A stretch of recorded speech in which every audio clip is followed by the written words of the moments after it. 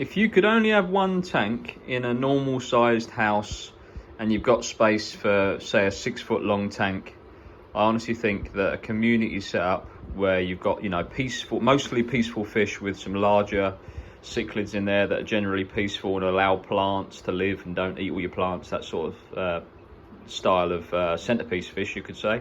I honestly think a community setup like this is a 180 gallon or 6x2x2 aquarium with a 5.5 foot sump that I've got a lot of pothos growing out of it, but it's all very well for drawing out the nitrates and improving water quality. But this was my African cichlid tank, and I've still left the aragonite sand in the bottom there. Most of the stuff that dissolves quick has already dissolved away by now, and it doesn't seem to raise the pH too much. It's sitting just over 7 at the moment. Everything's running really well. But yeah, I just wanted to talk about how if you could only have one tank or one main display tank, I think you couldn't go far wrong with a community setup where you've got a nice school of fish in the center, schooling around. I've got roseline sharks or denison barbs, torpedo barbs. They've got so many names, haven't they? But yeah, I find they're a great schooling fish. They're a little bit expensive, but they're a great fish to for that activity in the middle of the middle of the water column.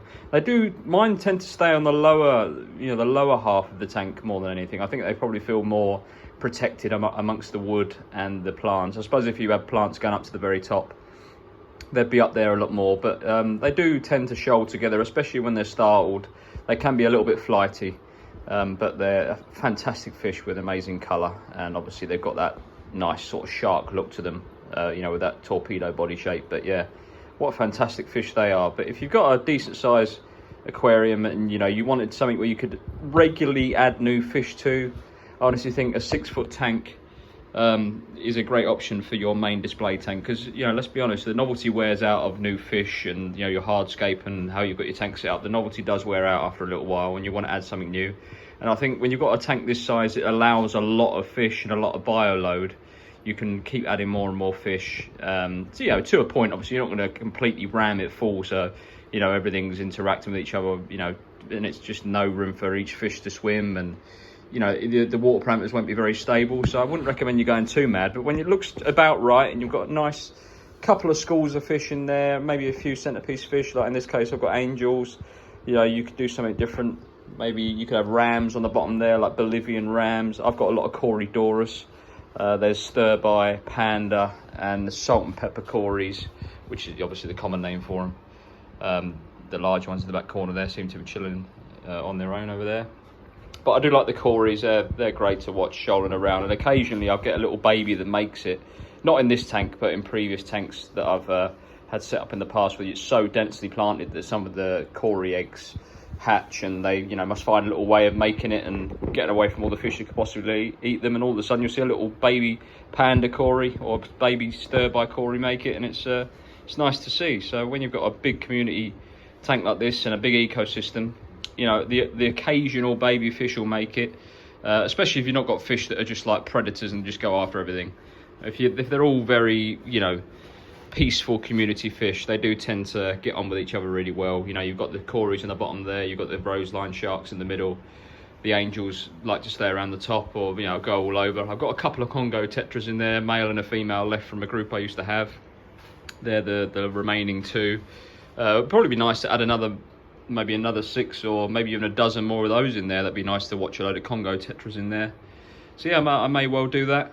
But yeah, at the moment it's a little bit understocked. It looks quite busy in there at the moment just because the roseline sharks are crazy. But yeah, I honestly think if you wanted a tank where you could add more to it and get enjoyment out of it for a long time, I do think a 6 foot community planted tank is really good, because not only can you change fish, say if you've sort of had a fish for a couple of years and you wanted to maybe swap it with someone else, and they've got something you would like, and you sort of said to them, oh, well, would you want to take my fish on and I'll have yours, or go to the fish shop, bring them back, you've had your enjoyment out of them, and they'll resell them onto someone else, and you could go and pick up some new fish. But you could do the same with plants as well.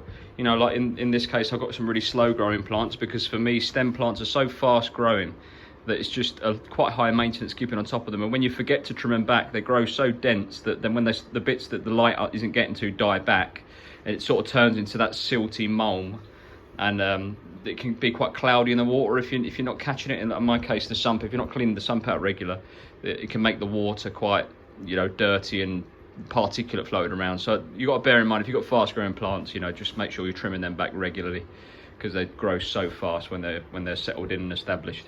But yeah, if you could only have one tank, one display tank, I'm not saying like if you've got multiple little tanks dotted about, but if you could only have one main display tank in the living room or something like that where you want it on display, I think you couldn't go far wrong with a nice peaceful community tank, because you just can't go wrong. Loads of colour, loads of peaceful fish interacting with each other, never any dramas, don't have to worry about aggression, and it's just one of them tanks you can just keep adding to, keeps on giving, and you never really get sick of it.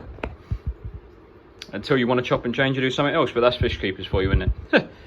Anyway, I'll see you on the next one. Let me know what you think about this one, just to see whether it's something you could, you know, probably resonates with you, community tanks, or whether you're into sort of large, aggressive, you know, South and Central American fish, and that's sort of your thing, whether you consider a planted aquarium. I do think something like this is a really good way to go. All right, well, I'll see you on the next one.